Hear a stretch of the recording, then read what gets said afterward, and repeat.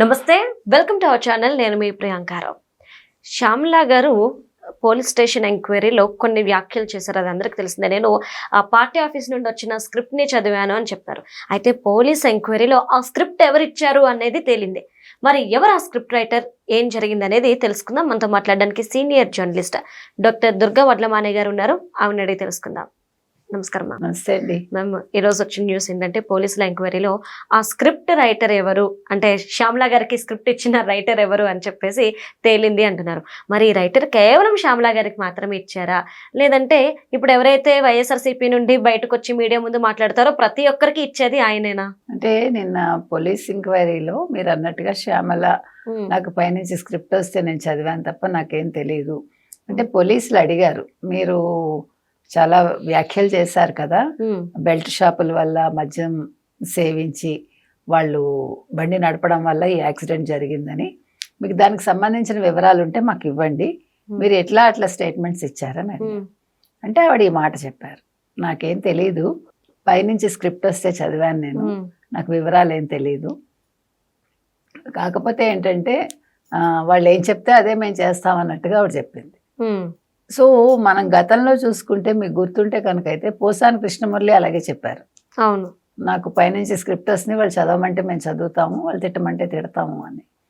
అది అతను కూడా ఓపెన్గా చెప్పారు. తర్వాత కృష్ణన్ రాజు అని ఒక జర్నలిస్ట్, మీకు గుర్తుందా, వేశ్యల రాజధాని అని అమరావతిని అన్నప్పుడు వాళ్ళు చెప్పారు, నేను చదివాను అన్నాడు ఆయన. తర్వాత ఇటీవల కల్లా అది జరిగాక మీకు కొమ్మినేని శ్రీనివాసరావు అనే జర్నలిస్ట్ ఆయన అరెస్ట్ అయ్యాక బయటకు వచ్చాక ఈ మధ్య కాలంలో చాలా కేర్ఫుల్గా మాట్లాడుతున్నారు ఆయన డిబేట్స్లో. అంటే భయపడుతున్నాడు ఆయన. ఎవరైనా ఏదైనా చెప్తే కూడా మీరు ఆలోచించి చెప్పండి మళ్ళా, లేకపోతే అన్నట్టుగా ఆయన భయపడుతున్నారు. అంటే భయం కాదు ఇక్కడ కావాల్సింది, మన పని చెయ్యకూడదు అనే భావన వాళ్ళలో రావాలి. భయంతో వాళ్ళు మాట్లాడకపోవటం కాదు. మీకు అర్థమైంది పాయింట్? అంటే జగన్మోహన్ రెడ్డి అనే వ్యక్తి సజ్జలని అంత ఎందుకు దగ్గరికి తీశారు అని అందరిలో ఒక సందేహం ఉంది కదా. ఎందుకు తీశారు అనే దానికి మనకి ప్రతిసారి ఆన్సర్ దొరుకుతుంది, మళ్ళా మరోసారి దొరికింది. ఏంటి ఆన్సర్ అంటే, సజ్జలను అడ్డు పెట్టుకుని సజ్జలకి మొత్తం అప్పచెప్పి సజ్జల స్క్రిప్ట్ రెడీ చేయించి సజ్జల భార్గవ రెడ్డి కావచ్చు, సజ్జల కావచ్చు, ఐపాక్ టీం కావచ్చు, అంటే బూతులు అనేవి ప్రజల్లో చొప్పించడానికి ప్రయత్నించారు. ప్రతి స్క్రిప్టు వాళ్ళే ఇచ్చారు. మీకు గుర్తుంటే కనుకైతే ఇవాళ కొడాలి నాని, వల్లభనేని వంశీ లాంటి వాళ్ళు ఏం చేశారు, ఒక అసెంబ్లీలో మనిషి పుట్టుక గురించి ప్రశ్నించి ఎంత నీచంగా మాట్లాడి, ఇవాళ ఎక్కడున్నాడు వల్లభనేని వంశీ?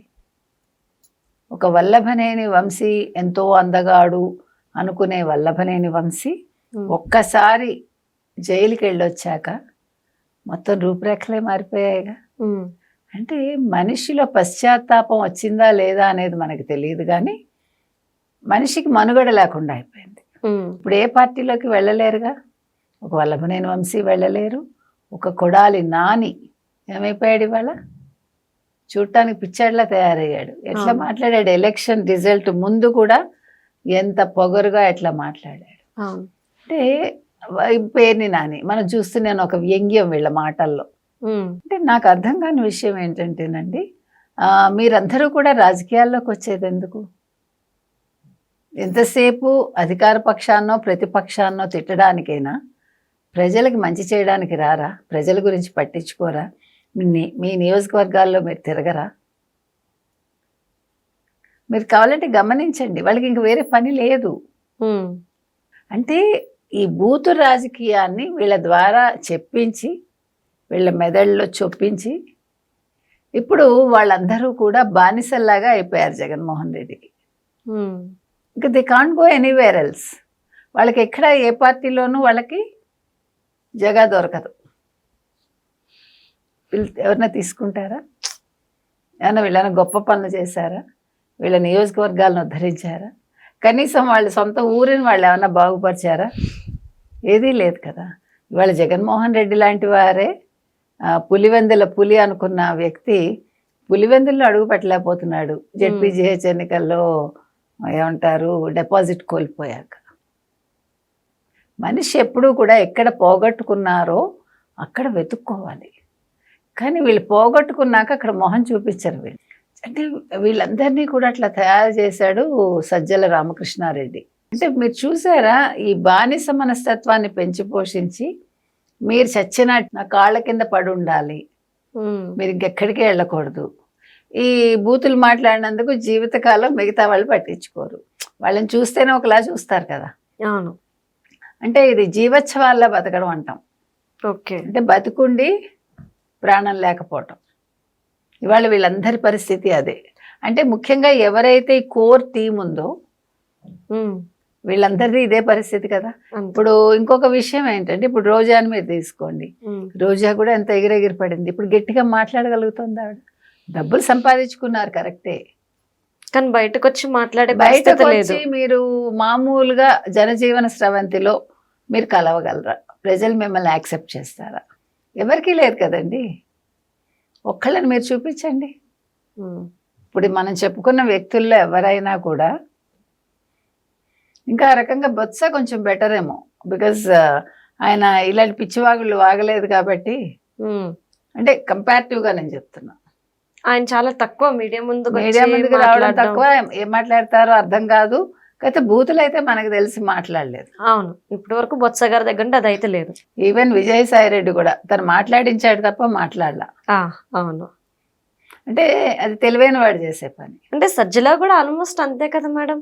అంటే సజ్జల ఇప్పుడు అంతా తనే కదా, అంతే వెనకుండి ముందుకు వచ్చి మాట్లాడేటప్పుడు కొంచెం మర్యాదగా, ఎందుకంటే ఆయన కొంచెం జర్నలిస్ట్ కాబట్టి ఇంకా కొద్దిగా ఆ వాసన ఉంది వారికి, ఉంది ఎలా మాట్లాడాలి ఏంటి తెలుసు అది.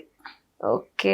అంటే మేడం ఇప్పుడు సజ్జల రామకృష్ణారెడ్డి గారు ఇదంతా చేపిస్తున్నారు. ఓకే, మరి కొడుకు భార్గవ్ని ఇప్పుడు సాక్షి పత్రికకి అలానే ఛానల్స్ ని చూసుకోమని చెప్పేసి బాధ్యతలు అప్పగించారు. ఇప్పుడు నెక్స్ట్ మళ్ళీ ఇక్కడ ఏదైతే చూస్తున్నామో అదంతా సాక్షిలో మళ్ళీ చూడొచ్చు అంటారా? సేమ్ రిపీటా? ఏమీ సమస్య లేదు, మీకు తప్పకుండా చూపించచ్చు. కొంచెం ఎక్స్ట్రీమ్ అంటారా అయితే? అంటే ఇప్పుడు ఏం చేస్తాడంటే కొంచెం ఆయన షుగర్ కోటింగ్ పిల్స్ లాగా చేస్తాడా, అంటే మరి అంత దిగజారకుండా కనీ కనిపించకుండా చేస్తాడా, అది మనకు తెలియదు. ఏది ఏమైనా ఇవాళ మీరు చెప్పినట్టుగా సజ్జల భార్గవరెడ్డికి అప్పగిస్తే సాక్షి పేపరు, దాని విలువలు ఇప్పుడు ఏం విలువలు లేవు, ఇంకా విలువలు దిగజారుతాయి. ఇప్పుడు వన్ సైడెడే కదా ఫుల్గా. అవును. అప్పుడు మరి ఏ రకంగా ఉంటుంది? అది బూతు పత్రిక అవుతుందా, సాక్షిగానే ఉంటుందా? ఎలాగ ప్రజలకి మనసాక్షి పత్రిక కాదు అది. మరి ఏ రకంగా కొనసాగుతుంది? మరి అక్కడ కూడా సజ్జల రామకృష్ణారెడ్డి గారు బిహైండ్ ద స్క్రీన్స్ ఉండి కొడుకు చేత అంతా నడిపిస్తారా, ఏం చేస్తారు అనేది చూడాలి. Right. Thank you so much ma'am.